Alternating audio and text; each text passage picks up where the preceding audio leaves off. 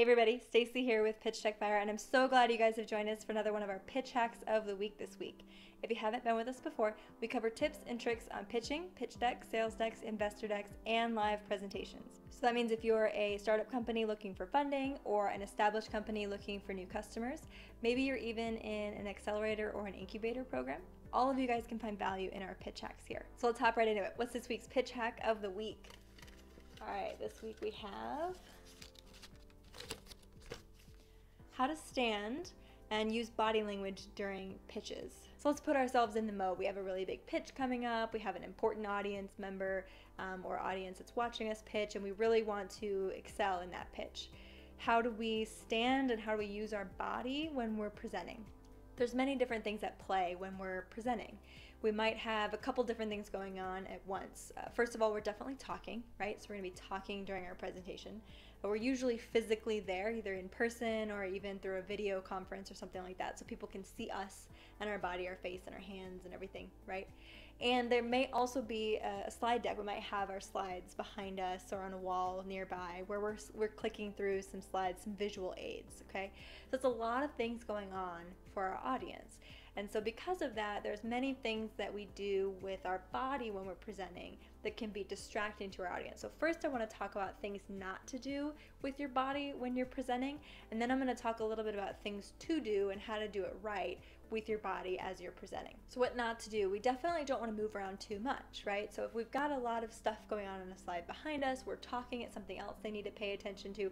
People have very short attention spans and can get easily distracted, and many things can distract them, right? We have a lot of things already distracting us every day. We've got buzzing watches, we've got phones that have notifications, we've got emails and all kinds of things, birds out the window, what we want to have for lunch, just lots of things that are going to be distracting our audience already. So me moving up here and pacing around and getting all fidgety, maybe touching my hair a bunch or like doing things with my face a lot or moving my hands a whole bunch, all very, very distracting. So we don't want to do that. We don't want to move our hands a whole bunch. We don't want to move our body a whole bunch. We don't want to do repetitive nervous tics.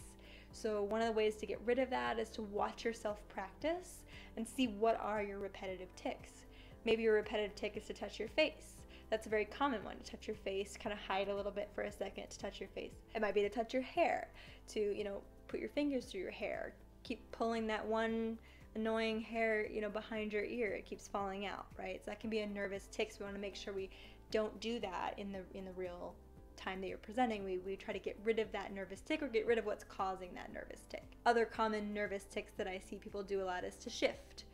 Shifting isn't in and of itself inherently bad, but shifting on a very consistent and ongoing way is a problem, right? If we shift a little bit here and there, it's okay, but if I'm doing this the entire time, back and forth, the entire time I'm talking, that's extremely distracting, even though it's not a ton of movement. So that's a nervous tic to look out for, okay? Another one is to kind of put hands in pockets and take them out, and put hands in pockets and take them out. I see that one a lot too with guys more often, the hands in pockets thing. So make sure you don't put your hands in your pocket and you don't do a lot of, pocket in and out movement, okay? So make sure you look out for those nervous tics that maybe aren't the super distracting, like I'm moving all around. Hopefully you're not doing that, but there are these little things we can do that we're just, crossing our legs back and forth, shifting all over the place. Those are things we don't want to do. So you really want to keep an eye out for those nervous tics. Other don'ts with body language have to do more with how your body language looks to other people and how that affects how you feel and how confident you are and how they think of you when you're presenting. So one big don't when it comes to body language is don't sit. Make sure you're standing. Anytime you're presenting, make sure you're standing. Don't sit. It's not good. Standing gives you presence automatically in a way that sitting never will. Standing gives you authority and it gives you a lay of the land, and people are paying attention to you. It's very important to stand when you present. It's also really good for like your diaphragm. So your diaphragm is positioned in such a way that you can talk more and louder and longer when you're standing. If you're sitting, it's much harder to do so. And so standing can be very beneficial for that reason as well, just a physiological reason.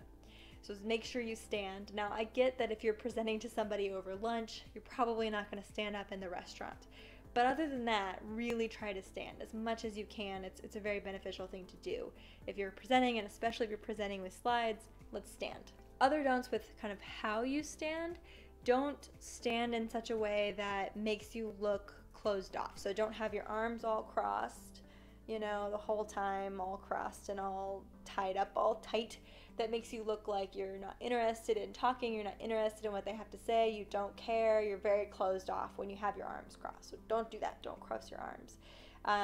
Make sure that your arms are loose and not crossed. Other things that people do as nervous tics with their hands, you won't be able to see this, but is to put their hands in front of their kind of nether regions, if you will, right? So put your hands in front of your softer spaces in your body. It's a human evolutionary nervous tic, especially for guys, to sort of protect themselves, right? So that can feel very closed off. It feels very tight. It feels very unwelcoming, and you don't want that in your presentation. You want to feel open and confident, and you want to hear what they have to say, and you want to share what you have to say. That's the kind of feeling you should have with your body, rather than this kind of closed off, arms crossed sort of thing. So those are some don'ts with body language. Let's talk about some of the things that you should do when you use your body language, okay?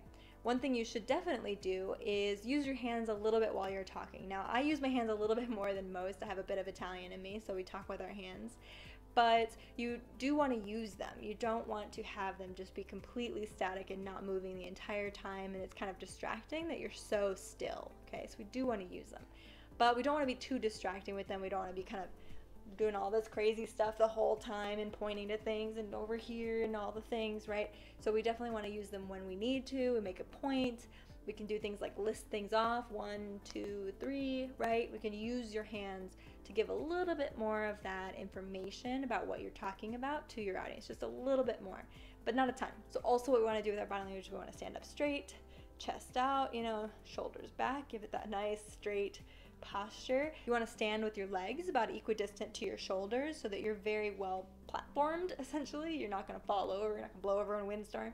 You're standing up straight, and you're not going to lean side to side too much, because you kind of have your center of gravity in the right place above your feet. So you're in that nice, like, elongated standing pose. You have your hands in what I call T-Rex pose. We want to keep our hands in T-Rex pose. So I have kind of this amount of my hands going on. I'm not kind of moving my hands up and down and all over all the time, right? It's just sort of this motion, okay? T-Rex arms. We might move a little bit from that if we're pointing something on a slide, but that's about it. I really don't want to go too much more with the arms, okay? Just keep it in T-Rex arms. So those are some do's. You do want to move a little bit. You really don't want to just be perfectly still the whole time. We want to keep good eye contact with our room, look around the room. We might move a little bit when we want to, point to something. We might move to another part of the room and talk to them for a second. Might move around a little bit, but we don't want to move around too much. We want to keep it steady, keep it calm, and make sure that anytime we are moving either our hands or our body, we do so at a time that is chosen. It's not a nervous tic. It's something where I say, right now, I want to make this point, so I'm going to move like this. I'm going to make that point. I'm going to move in this other way. I'm going to point at this thing. I'm going to look at a different person. I'm going to do something for a reason only. No nervous tics. So there you have it. That's how to use your body language and how to stand when you're pitching. Hopefully you guys found some value in that today. If you have any thoughts on body language that you use when you pitch, or ideas on how to use body language, maybe even horror stories of bad body language you've seen, I'd love to hear about it in the comments below. If you have any ideas for upcoming pitch hacks, we have a link below as well. I'd love to hear your ideas and thoughts and answer your questions in an upcoming video. We put out new pitch hacks every single week, so give us a little thumbs up or subscribe, and you'll find out about our next pitch hack. Thank you so much for joining. Again, I'm Stacy with Pitch Tech Buyer, and I hope to see you guys here again soon. Happy pitching!